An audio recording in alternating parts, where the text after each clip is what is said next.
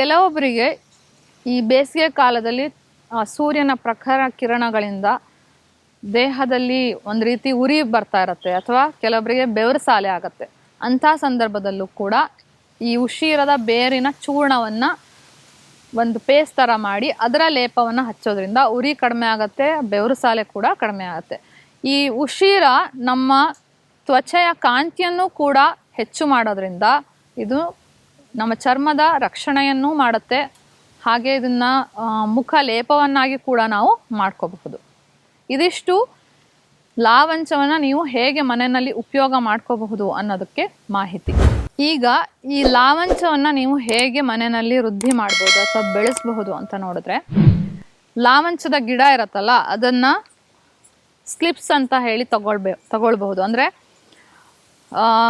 ಈ ಗುಂಪಾಗಿ ಬೆಳೆದಿರತ್ತೆ ಈ ಲಾವಂಚ, ಅದರಲ್ಲಿ ಎರಡೆರಡು ಎಲೆ ಇರೋವಂಥದ್ದನ್ನ ಕಿತ್ಕೊಂಡು ಅದರ ಬೇರನ್ನು ಕತ್ತರಿಸಿ, ಹಾಗೂ ಈ ಎಲೆಗಳು ಇನ್ನೂ ಉದ್ದ ಇರುತ್ತೆ ಅದನ್ನು ಕೂಡ ಸ್ವಲ್ಪ ತುಂಡು ಮಾಡಿ ನಂತರದಲ್ಲಿ ನೀವು ಅದನ್ನು ಮಣ್ಣಿನಲ್ಲಿ ಹಾಕಬೇಕು. ಅದಾಗಿ ಕೆಲವೇ ವಾರಗಳಲ್ಲಿ ಇದರಲ್ಲಿ ಬೇರು ಬರೋಕ್ಕೆ ಪ್ರಾರಂಭ ಆಗುತ್ತೆ. ಇದು ಹೆಚ್ಚು ಬಿಸಿಲನ್ನು ತಡ್ಕೊಳ್ಳೋದ್ರಿಂದ ಮತ್ತು ಇದಕ್ಕೆ ಹೆಚ್ಚು ಬಿಸಿಲು ಬೇಕಾಗಿರೋದ್ರಿಂದ ನೀವು ನಿಮ್ಮ ಮನೆಯಲ್ಲಿ ಎಲ್ಲಿ ಚೆನ್ನಾಗಿ ಬಿಸಿಲು ಬರುತ್ತೋ ಅಂತಹ ಪ್ರದೇಶಗಳಲ್ಲೇ ಇದನ್ನು ಹಾಕಬೇಕು. ಇದನ್ನು ನೀವು ನೇರವಾಗಿ ನೆಲದಲ್ಲಿ ಕೂಡ ಹಾಕ್ಬೋದು, ಅಥವಾ ಯಾವುದಾದರೂ ಹೂಕುಂಡದಲ್ಲೂ ಕೂಡ ಹಾಕಬಹುದು. ಹಾಗೆ ಇದಕ್ಕೆ ಹೆಚ್ಚು ನೀರು ಅವಶ್ಯಕತೆ ಇಲ್ಲದೆ ಇರೋ ಕಾರಣ ನೀವು ಪ್ರಾರಂಭದಲ್ಲಿ ವಾರಕ್ಕೆ 1-2 ಬಾರಿ ಕೂಡ ನೀರು ಹಾಕಬಹುದು. ಇಲ್ಲ ಅಂತಂದರೆ 1 ದಿನ ಬಿಟ್ಟು 1 ದಿನ ನೀವು ನೀರು ಹಾಕ್ಬೋದು. ಇದಕ್ಕೆ ಬೇಸಿಗೆಯಲ್ಲಿ ನೆಲದಲ್ಲೇ ಹಾಕಿದರೆ ಹೆಚ್ಚು ಬಿಸಿಲು ಬೇಕಾಗತ್ತೆ.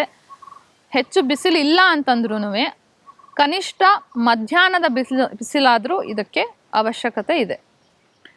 ನೀವು ಹಾಕಿದ ಮೇಲೆ ಯಾವಾಗ ಈ ಬೇರನ್ನು ನಾವು ಉಪಯೋಗಿಸ್ಕೋಬಹುದು ಅಂತ ಕೇಳಿದ್ರೆ, ಈ ಸಸಿಯನ್ನು ಹಾಕಿ ಸುಮಾರು 18ರಿಂದ 24 ತಿಂಗಳಾದಮೇಲೆ, ಅಂದರೆ ಸರಿಸುಮಾರು 2 ವರ್ಷ ಆದಮೇಲೆ ನೀವು ಈ ಬೇರನ್ನು ತಗೊಂಡು ಅದನ್ನು ಹಾರ್ವೆಸ್ಟ್ ಮಾಡಿ ನಂತರದಲ್ಲಿ ಅದನ್ನು ಉಪಯೋಗ ಮಾಡಬಹುದು.